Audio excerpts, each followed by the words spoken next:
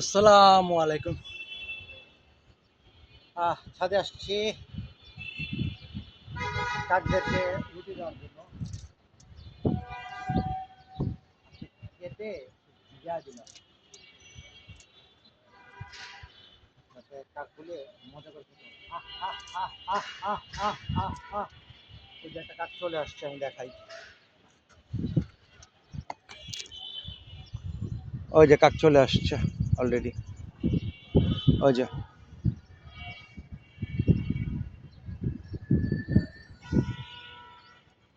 আহ আহ আহ আহ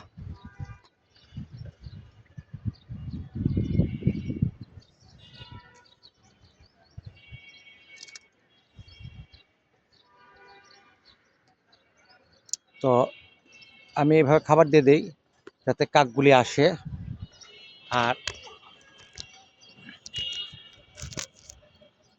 খাইতে পারে। কারণ হচ্ছে সবারই খাওয়া দাওয়া, সবারই খিদা লাগে। তো বিশুদ্ধ পানি আর খাবার এই দুটো আমাদের উচিত।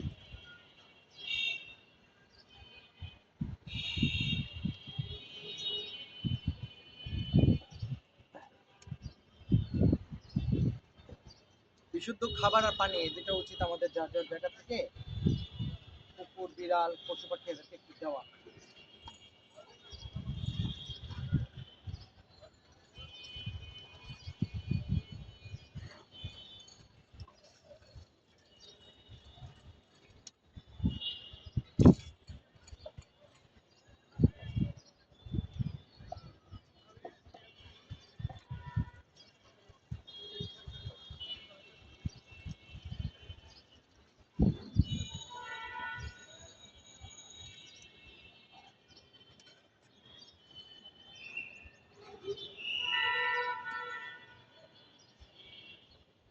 অনেক অসুস্থ চড়াই পাখি আছে, কবুতর আছে, কাক আছে, যারা খুব বেশি ফ্লাই করে খাবার খুঁজতে পারে না, অসুস্থ থাকে।